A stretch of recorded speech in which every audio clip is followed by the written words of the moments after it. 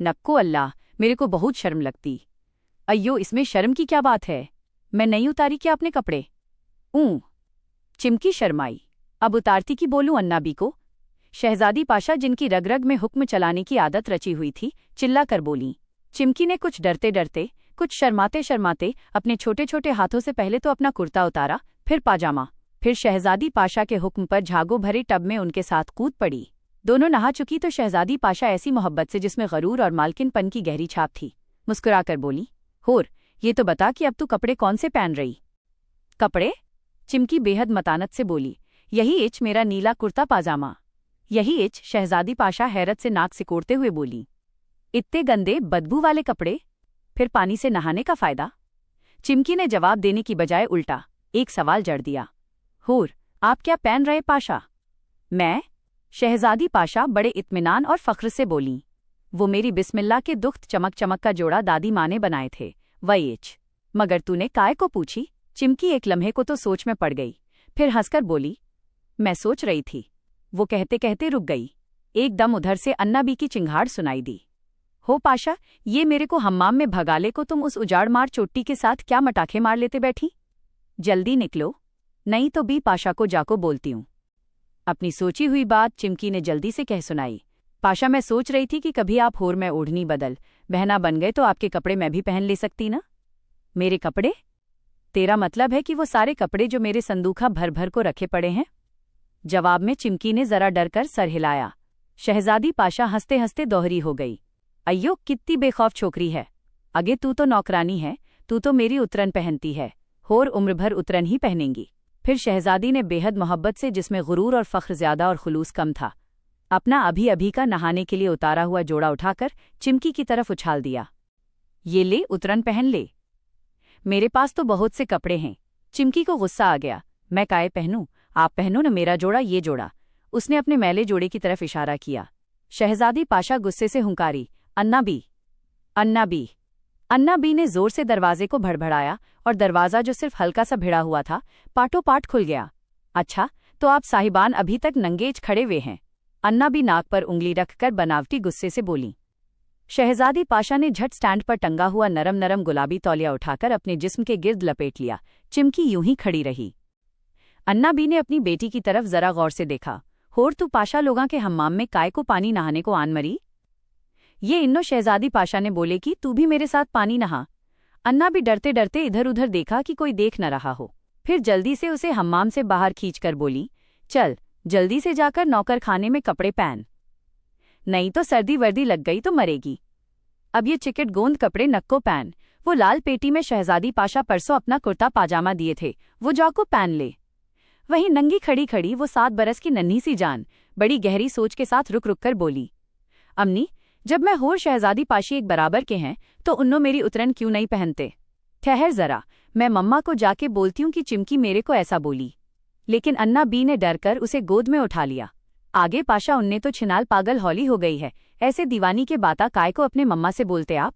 उसके संगात खेलना, न बात करना, चुप उसके नाम पूजो तो मार देव आप। शहजादी पाशा को कपड़े पहनाकर, कंघी चोटी करके, खाना वाना खिलाकर जब सारे कामों से निश्चिंत होकर अन्ना भी अपने कमरे में पहुंची तो देखा कि चिमकी अभी तक नंगा झाड़ बनी खड़ी है। आओ देखा न ताव देखा, आते ही उन्होंने अपनी बेटी को धुनकना शुरू कर दिया, जिसका खाती उसी से लड़ाइयां मोल लेती। छिनाल घोड़ी, अभी कभी बड़े सरकार निकाल बाहर कर दिए तो किधर जाएंगे इत्ते नखरे।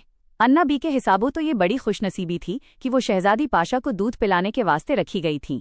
उनके खाने पीने का मेयार तो लाजिमन वही था जो बेगमात का था कि भई आखिर वो नवाब साहब की इकलौती बच्ची को अपना दूध पिलाती थीं। कपड़ा लत्ता भी बेहिसाब था कि दूध पिलाने वाली के लिए साफ सुथरा रहना लाजिमी था, और सबसे ज्यादा मजे तो ये थे कि उनकी अपनी बच्ची को शहजादी पाशा की बेहिसाब उतरन मिलती थी। कपड़े लत्ते मिलना तो एक तयशुदा बात थी। हद ये कि अक्सर चांदी के जेवर और खिलौने तक भी उतरन में दे दिए जाते थे। उधर वो हर्राफा थी कि जब से जरा होश संभाल रही थी यही जिद किए जाती थी कि मैं बी पाशा के उतरन क्यों पहनूं। कभी कभार तो आईना देखकर बड़ी सूझबूझ के साथ कहती, अम्मी, मैं तो बी पाशा से भी ज्यादा खूबसूरत हूं ना, फिर तो उन्होंने मेरी उतरन पहनना ना। अन्ना भी हर घड़ी हुलती थीं। बड़े लोग तो बड़े लोग ही ठहरे। अगर किसी ने सुनगुन पाली कि मुई अन्ना न असल की बेटी ऐसे ऐसे बोलती है तो नाकचोटी काट कर निकाल बाहर न कर देंगे। वैसे भी दूध पिलाने का जमाना तो मुद्दत हुई बीत गया था। वो तो ड्योढ़ी की रिवायत कहिए कि अन्ना लोगों को मरे बाद ही छुट्टी की जाती थी, लेकिन कसूर भी माफ किए जाने के काबिल हो तो ही माफी मिलती है, ऐसा भी क्या? अन्ना बी ने चिमकी के कान मरोड़कर उसे समझाया। आगे से कुछ बोली तो याद रख, तेरे को उम्र भर बी पाशा की उतरन पहनना है, समझी कि नहीं? गधे की औलियाद। गधे की औलियाद ने उस वक्त जबान सी ली, लेकिन जहन में लावा पकता ही रहा। 13 बरस की हुई तो शहजादी की पहली बार नमाज कज़ा हुई। 8वें दिन गुलपोशी हुई तो ऐसा जरतार झमझमाता जोड़ा मम्मा ने सिलवाया कि आंख ठहरती न थी। जगह जगह सोने के घुघरुओं की जोड़ियां टंकवाईं कि जब बी पाशा चलती तो छन छन पाजेबे सी बजतीं। ड्योढ़ी के दस्तूर के मुताबिक वो हद से सवा कीमती जोड़ा भी उतरन में सदका दे दिया गया। अन्ना भी खुशी खुशी वो सौगात लेकर पहुंची तो चिमकी, जो अपनी उम्र से कहीं ज्यादा समझदार और हसास हो चुकी थी, दुख से बोली, अम्नी मजबूरी नाते लेना होर बात है, मगर आप ऐसे चीज़ा को लेको खुश मत हुआ करो। अगे बेटा, वो राजदारी से बोली, ये जोड़ा अगर बिकाने को भी बैठे तो 200 कलदार रुपए तो कहीं नहीं गए। अपन लोगा नसीबे वाले हैं कि ऐसी ड्योढ़ी में पड़े। अम्नी, चिमकी ने बड़ी हसरत से कहा, मेरा क्या जी बोलता कि मैं भी कभी बी पाशा को अपनी उतरन देऊं? अन्ना बी ने सर पीट लिया। आगे तू भी अब जवान हो गई गे, जरा अकल पकड़, ऐसी वैसी बाता कोई सुन लिया तो मैं क्या करूंगी माँ? जरा मेरे बुढ़े चौंडे पर रहम कर। चिमकी माँ को रोता देखकर खामोश हो गई।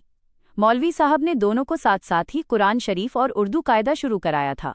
बी पाशा ने कम और चमकी ने ज्यादा तेजी दिखाई।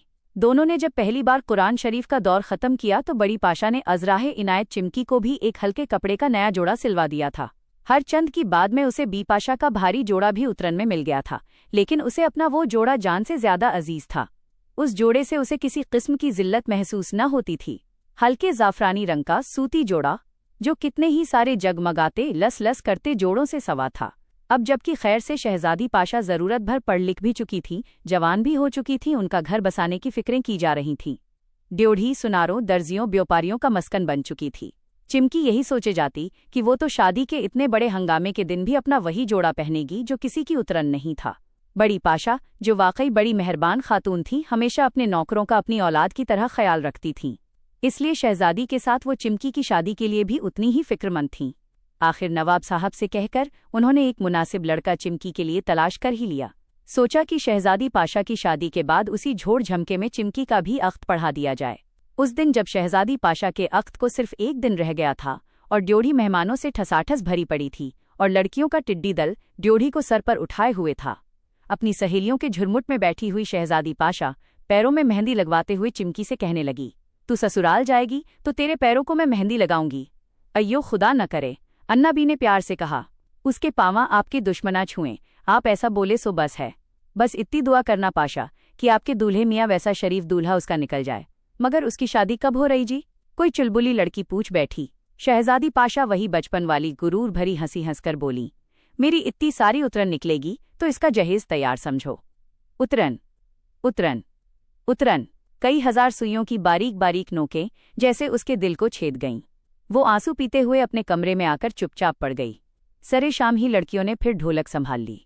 एक से एक वाहियात गाना गाया जा रहा था। पिछली रात रात जगा हुआ था, आज फिर होने वाला था। परली तरफ सेहन में ढेरों चूल्हे जलाए बावर्ची लोग अनवाओ इकसाम के खाने तैयार करने में मशगूल थे। ड्योढ़ी पर रात ही से दिन का गुमान हो रहा था। चिमकी का रोता हुआ हुस्न नारंगी जोड़े में और खिल उठा। ये जोड़ा वो जोड़ा था जो उसे एहसासे कमतरी के पाताल से उठाकर अर्श की बुलंदियों पर बिठा देता था। ये जोड़ा किसी की उतरन नहीं था, नए कपड़ों से सिला हुआ जोड़ा जो उसे जिंदगी भर एक ही बार नसीब हुआ था। वरना सारी उम्र तो शहजादी पाशा की उतरन पहनते ही गुजरी थी, और अब चूंकि जहेज भी तमामतर उनकी उतरन ही पर मुश्तमिल था, इसलिए बाकी की सारी उम्र भी उसे उतरन ही इस्तेमाल करनी होगी। लेकिन बी पाशा, एक सैयदजादी कहाँ तक पहुंच सकती है, वो तुम भी देख लेना। तुम्हें एक से एक पुरानी चीज मुझे इस्तेमाल करने को दिए ना, अब तुम देखना। मलीदे का थाल उठाए वो दूल्हा वालों की कोठी में दाखिल हुई। हर तरफ चरागा हो रहा था। यहाँ भी वही चहल पहल थी जो दुल्हन वालों के महल में थी। सुबह ही अख्तख्वानी जो थी। इतने हंगामे और इतनी बड़ी कोठी में किसी ने उसका नोटिस भी न लिया। पूछती पाछती वो सीधी दूल्हा मियाँ के कमरे में जा पहुंची। हल्दी मेहंदी की रीतों रस्मों से थके थकाए दूल्हा मियाँ अपनी मसहरी पर दराज थे। पर्दा हिला तो वो मुड़े और देखते के देखते रह गए। घुटनों तक लंबा जाफरानी कुर्ता, कसी कसी पिंडियों पर मुंडा हुआ तंग पाजामा, हल्की हल्की कामदानी का कढ़ा हुआ जाफरानी दुपट्टा, रोई रोई भीगी भीगी गुलाबी आंखें, छोटी आस्तीनों वाले कुर्ते में से झांकती गुदाज बाहें, बालों में मोतिया के गजरे पिरोए हुए, होठों पर एक कातिल सी मुस्कुराहट, डौमा। ये सब नया नहीं था, लेकिन एक मर्द जिसकी पिछली कई रातें किसी औरत के तसव्वुर में बीती हों। शादी से एक रात पहले बहुत खतरनाक हो जाता है, चाहे वो कैसा ही शरीफ हो। रात जो दावते गुनाह होती है, तन्हाई जो गुनाहों की हिम्मत बढ़ाती है। चिमकी ने उन्हें यूं देखा कि वो जगह जगह से टूट गए। चिमकी जानबूझकर मुंह मोड़कर खड़ी हो गई। वो तिलमिलाए से अपनी जगह से उठे और ठीक उसके सामने आकर खड़े हो गए। आंखों के गोशों से चिमकी ने उन्हें यूं देखा कि वो ढेर हो गए। तुम्हारा नाम? उन्होंने थूक निगल कर कहा। चिमकी। और एक चमकीली हंसी ने उसके प्यारे प्यारे चेहरे को चांद कर दिया। वाकई तुम में जो चमक है उसका तकाजा यही था कि तुम्हारा नाम चिमकी होता। उन्होंने डरते डरते अपना हाथ उसके शाने पर रखा। खालिस मर्दों वाले लहजे में, जो किसी लड़की को पटाने से पहले ख्वाह मख्वाह की इधर उधर की हाँकते हैं। लरसते हुए अपना हाथ शाने से हटाकर उसके हाथ को पकड़ते हुए बोले, ये थाल में क्या है? चिमकी ने कसदन उनकी हिम्मत बढ़ाई। आपके वास्ते मलीदा लाई हूं, रत जगा था न रात को, और उसने तलवार के बगैर उन्हें घायल कर दिया, मुंह मीठा करने को। वो मुस्कुराई। हम मलीदे वलीदे से मुंह मीठा करने के ख्याल नहीं हैं। हम तो? हाँ। और उन्होंने होंठों के शहद से अपना मुंह मीठा करने को अपने होंठ बढ़ा दिए, और चिमकी उनके बाहों में ढेर हो गई, उनकी पाकीज़गी लूटने, खुद लुटने और उन्हें लूटने के लिए। विदा के दूसरे दिन ड्योढ़ी के दस्तूर के मुताबिक जब शहजादी पाशा उनकी उतरन अपना सुहाग का जोड़ा अपनी अन्ना अपनी खुलाई की बिटिया को देने गईं, तो चिमकी ने मुस्कुराकर कहा, पाशा, मैं जिंदगी भर आपकी उतरन इस्तेमाल करती आई, मगर अब आप भी। और वो दीवानों की तरह हंसने लगी। मेरी इस्तेमाल करी हुई चीज़ अब जिंदगी भर आप भी। उसकी हंसी थमती ही न थी। सब लोग यही समझे कि बचपन से साथ खेली सहेली की जुदाई के गम ने आरिजी तौर से चिमकी को पागल कर दिया है।